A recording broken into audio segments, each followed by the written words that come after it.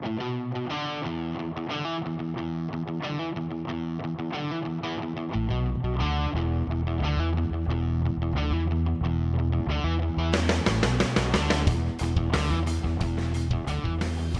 the first winner of the Slow Home Award in Los Angeles was Cherokee Studio. Yeah, and that was a great project to go and visit. It was one that we were really excited about seeing, and I think that when we were there was a lot more stuff about it that was more interesting than what we found when we were looking at it on the website. Yeah, although even on the website it looked pretty cool. It did look good. That's right. Well, it did really well on the Slow Home test. 18. Otherwise, I guess it wouldn't actually be here. We wouldn't be talking about it today. But yeah, you know, with a walk score of 94 in Los Angeles, I mean, it is West Hollywood, but it's that's pretty good. Yeah. And then of course we've got Unit 5, which is the unit that was reviewed for the for the project, and is the one that was selected and got the score out of 18 out of 20. And I really like this unit as well. It's really well organized. It's just so simple. It is simple. There's hardly, it's very clear. It's clear where everything is. They've got that sort of block of there's one big space, and then there's just a block of stuff, right? It's just so clear. Yeah. And it creates that as the public space, and then there's the two more private spaces right there, and then a big exterior terrace. Yeah, no, it's great. It really is great. In any case, let's take a look back at our time at the Lofts at Cherokee Studios.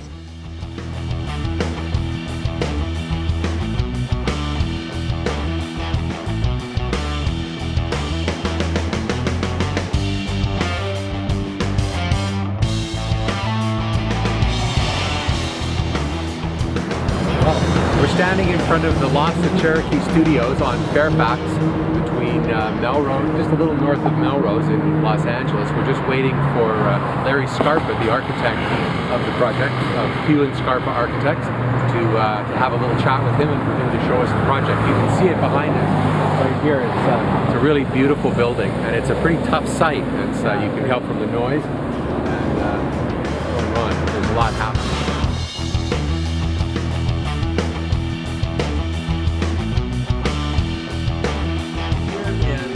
West Hollywood with Larry Scarpa of Pugh Scarpa Architects.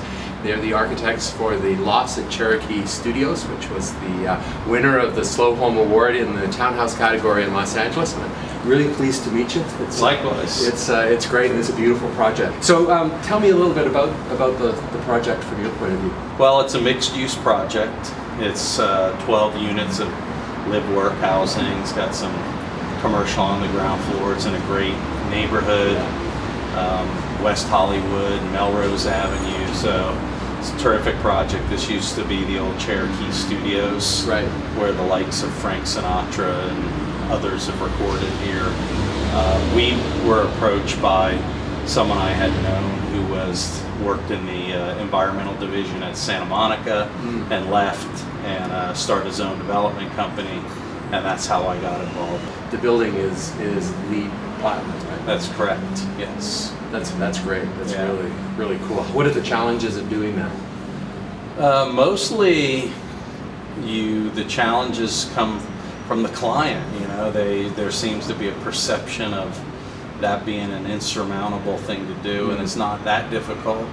There are some challenges, but again, this is a market rate project, so we've proven that you can do it without too much difficulty. Right. I think there's really the sort of three things that are important when it comes to environmental performance. And what I like about this project is that they're there for environmental reasons, but they actually contribute in other ways to the overall project. Yeah. The first one being the screen. Yeah. It's really the definition. I think the biggest kind of definition of the project is that movable screen system. Yeah. So are those operable? They're by all hand, operable. Yeah. You operate them by hand, so they have different stops in them. I see. So it can go from completely flush to fully open. Right. So they're like big accordion doors.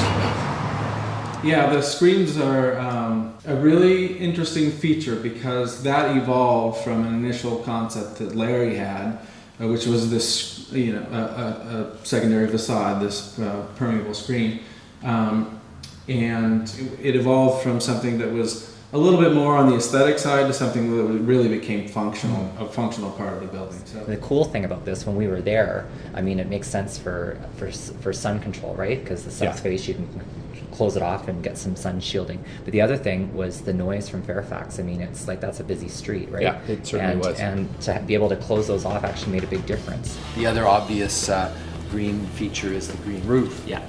It's That was a side surprise. plan. You know, that was interesting. So you look at that and you think, oh, well, that's a garden. Well, yeah, it is a garden because it's it's both the green roof plus it's one of the main spaces, public spaces for everyone in the building. Right. But the thing that's interesting about the way that they detailed this is they actually treated it like a garden. Like it's a green roof, right? Yes. So it's got its functional environmental performance issue with rainwater collection and it keeps the building cool and all that sort of stuff. But they actually designed it like a garden. That's right. So it's actually planted and you can kind of walk around it. Yeah, with two terraces. And it's really meant for people to go up there. And it's I think that's a really great idea that they actually put that level of detail into it. That was the most interesting component of the kind of green agenda was the way in which the building was massed. And Yeah. They looking at this building section.